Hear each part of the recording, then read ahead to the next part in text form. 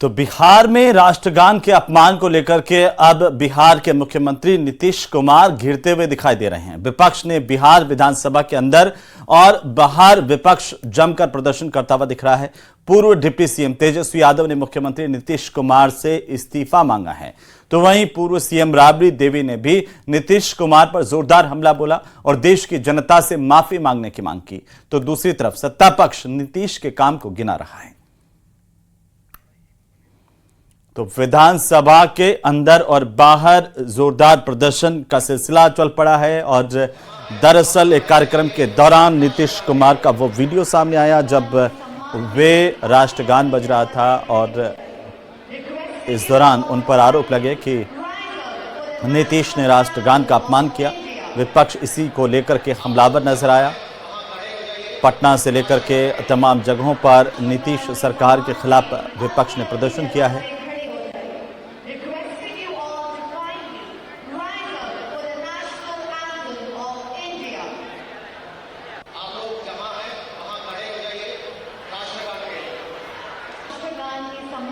प्रकार से कल माननीय मुख्यमंत्री जी ने राष्ट्रगान का अपमान किया है, हम बिहारी होने के नाते हम शर्मिंदा हैं।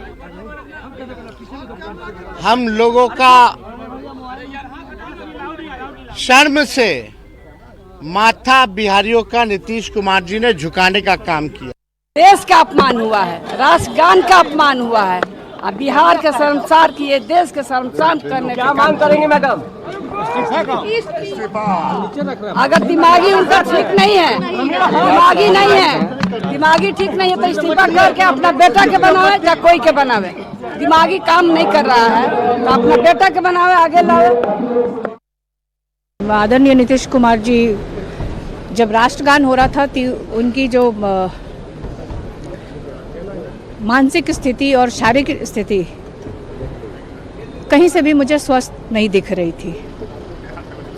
आपके माध्यम से मैं इस देश के प्रधानमंत्री नरेंद्र मोदी जी और इस देश के होम मिनिस्टर अमित शाह जी से मैं पूछना चाहती हूँ कि क्या आपको ये राष्ट्रगान के समय मुख्यमंत्री का जो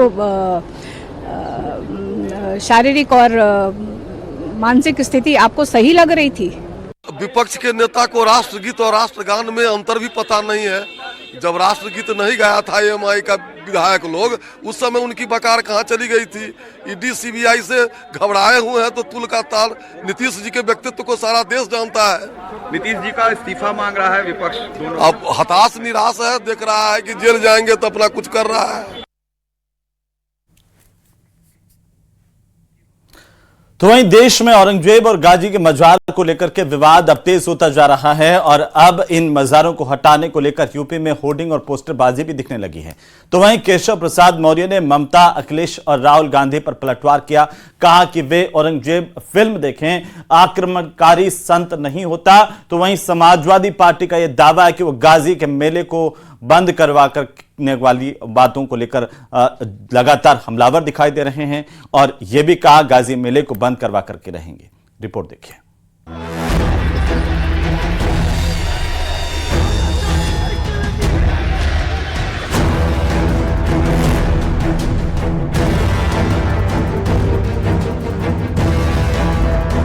मुगल काल के आक्रांताओं के खिलाफ इन दिनों सियासी बयानबाजी चरम पर है। औरंगजेब की तारीफ और सालार गाजी को संत बताने पर बीजेपी लगातार विपक्ष पर हमलावर है। यूपी के डिप्टी सीएम केशव प्रसाद मौर्य ने ममता बनर्जी पर कहा कि उन्हें छावा फिल्म देखनी चाहिए, जिसे देखने के बाद उनको पता चलेगा कि औरंगजेब क्रूरता का दूसरा नाम था। पश्चिम बंगाल की मुख्यमंत्री ममता बनर्जी जी को देखना चाहिए, तब उन्हें पता चलेगा कि क्रूरता का दूसरा नाम औरंगजेब है।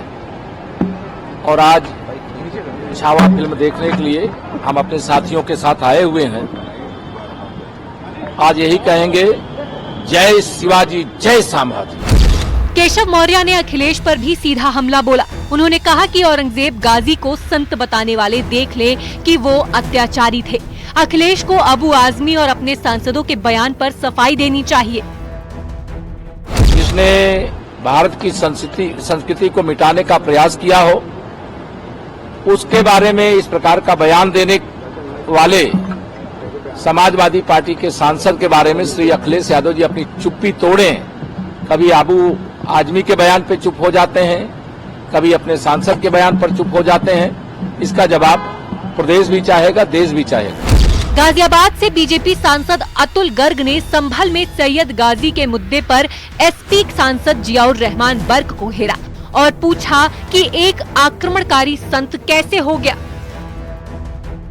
और उनके मन में इतनी नफरत है कि वो हर चीज को धार्मिक नजरिए से देखते हैं और धर्मनिरपेक्षता की बात करते हैं। हो सकता है कि औरंगजेब को भी सूफी कह दें। जो लोग धार्मिक कट्टर थे, जिन्होंने राम मंदिर को गिराया और वहां पर मस्जिद बनाई, तो उनके लिए हो सकता है ऐसे लोग धार्मिक हों। यूपी सरकार में मंत्री संजय निषाद ने भी विपक्ष पर बड़ा बयान दिया है। उन्होंने कहा कि जिसको व्यवहार पसंद है वो देश में रहे और जिनको तलवार पसंद है वो सलवार पहनकर देश छोड़कर चले जाएं। पहले तलवार से त्योहार बनता था, धन नहीं होगी थी, अब व्यवहार से त्योहार बनता है। अब व्यवहार से त्योहार बनता है। जिसे व्यवहार पसंद होगा वो भारत में रहेगा, जिसे तलवार पसंद होगा वो सलवार पहनकर इस देश से चला जाए, उसका कोई जरूरत नहीं। समाजवादी पार्टी के प्रवक्ता ने दावा किया, जैसे महाकुंभ मेला हुआ वैसे ही सालार गाजी का मेला होगा, कोई रोक नहीं सकता। देखिए, महाकुंभ मेला जैसे हुआ है वैसे ही जो है सराय मसूद का भी मेला होगा, उसको कोई रोक नहीं सकता है। शासन नहीं देगा अगर परमिशन तो अदालत से परमिशन होगी। औरंगजेब और गाजी की मजार हटाने को लेकर लखनऊ में होर्डिंग लगाई गई। बीजेपी ऑफिस के बाहर ये होर्डिंग लगाई जिसमें आक्रांता औरंगजेब और गाजी का नामो निशान मिटाने की बात लिखी है। भारतीय गौ सेवा संस्था के कार्यकर्ता ने होर्डिंग लगाई है। जाहिर सी बात है कि औरंगजेब के खिलाफ लगातार हल्ला बोल उत्तर प्रदेश में भी जारी है। तमाम तरह के बयान सियासी चर्चाओं में हैं और औरंगजेब से संबंधित वाद विवाद भी लगातार जारी है। अब मामला होर्डिंग पर अटका है और ये होर्डिंग भारतीय जनता पार्टी के राज्य मुख्यालय के बाहर लगाई गई है। कैमरामैन अनिल के साथ संकेत मिश्रा, न्यूज़ 18 लखनऊ।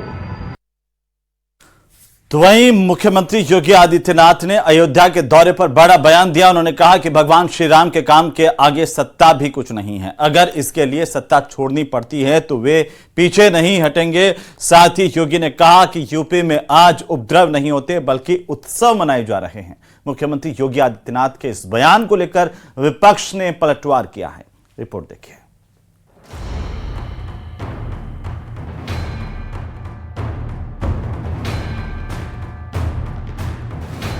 सीएम योगी ने अयोध्या दौरे पर बड़ा बयान दिया है। सीएम योगी ने कहा कि जब हम सत्ता में आए थे तो उन्होंने अयोध्या के बारे में सोचना शुरू किया। मुख्यमंत्री योगी के मुताबिक अयोध्या को पहचान दिलाना जरूरी था, अगर इसके लिए सत्ता भी छोड़नी पड़ती तो वो पीछे नहीं हटते। शासकीय व्यवस्था जिस नौकरशाही से जकड़ी होती है, उस नौकरशाही में एक बड़ा वर्ग ऐसा था जो कहता था कि मुख्यमंत्री के रूप में अयोध्या जाने से विवाद खड़ा होगा। हमने कहा विवाद खड़ा होता तो होने दीजिए, लेकिन अयोध्या के बारे में कुछ सोचने की आवश्यकता है। फिर एक वर्ग ऐसा था जिसने कहा कि आप जाएंगे फिर राम मंदिर की बात होगी। तो मैंने कहा कौन हम सत्ता के लिए आए हैं, राम मंदिर के लिए सत्ता भी गंवानी पड़ेगी तो कोई समस्या नहीं होनी। इस मौके पर सीएम योगी ने कहा कि ये वही यूपी है जहां उपद्रव होते थे। आज उस प्रदेश में उपद्रव नहीं, उत्सव मनाया जा रहा है। ये वही उत्तर प्रदेश है जहां उपद्रव होते थे। आज उस प्रदेश में उपद्रव नहीं, उत्सव मनाए जा रहे हैं। उत्सव का आलम किस रूप में? आपने प्रयागराज का देखा, अयोध्या का देखा, काशी का देखा, मां विंध्यवासिनी धाम का देखा, गोरखपुर में देखा, चित्रकूट धाम में, नैमिषारण्य में, ये सभी उत्सव ही थे। वहीं सीएम योगी के बयान पर कांग्रेस का कहना है कि मौजूदा सरकार बेरोजगारी, महंगाई, किसानों की समस्या के मुद्दे से ध्यान हटाने के लिए हिंदू मुस्लिम करती है। भारतीय जनता पार्टी ये सारे मुद्दे सिर्फ इसलिए उठा रही है क्योंकि उससे कोई बेरोजगारी का सवाल न पूछ ले, उनसे कोई ये न पूछ ले कि भाई किसानों की आय दुगनी का करने का वादा था, उस वादे का क्या हुआ, उनसे कोई जाति जनगणना पे सवाल न पूछ ले। तो इन तमाम मुद्दों को भटकाने के लिए अब सालार गाजी के मेले का बहाना बनाया जा रहा है। इन सारे मुद्दों को जनता समझती है कि किस तरीके से भारतीय जनता पार्टी हर मुद्दे को सांप्रदायिक रंग देने की कोशिश कर रही है। वहीं समाजवादी पार्टी के प्रवक्ता का कहना है कि राम तो एसपी के साथ हैं, इसीलिए हमने लोकसभा चुनाव में अयोध्या से जीत हासिल की। बीजेपी सिर्फ भगवान राम के नाम पर सियासत करती है। प्रभु का आशीर्वाद तो समाजवादियों के साथ है। पहले भी अयोध्या में प्रभु ने आशीर्वाद दिया, हम अयोध्या में भी जीते हैं और हमें 43 सीट पे गठबंधन को उन्होंने जिताया है। और हम प्रभु के बच्चों की बात हमेशा करते हैं, तो प्रभु तो समाजवादियों से खुश हैं क्योंकि उनको पता है कि हम उनके जो बच्चे हैं उनकी महंगाई, बेरोजगारी, उनकी परेशानियों का सवाल उठाते हैं। इससे पहले सीएम योगी ने विदेशी आक्रांताओं को लेकर विपक्ष पर बड़ा हमला बोला था। उन्होंने कहा कि विदेशी आक्रांताओं का महिमा मंडन का मतलब देशद्रोह है। किसी भी आक्रांता को महिमा मंडन नहीं करना चाहिए। आक्रांता का महिमा मंडन का मतलब देशद्रोह की नींव को पुख्ता करना और स्वतंत्र भारत ऐसे किसी देशद्रोही को स्वीकार नहीं कर सकता। सीएम योगी ने अपने बयान में कहा है कि आक्रांताओं ने सनातन संस्कृति को रौंद डाला था। आज का नया भारत अब ये बात कभी स्वीकार नहीं करेगा। न्यूज़ 18 के लिए ब्यूरो रिपोर्ट।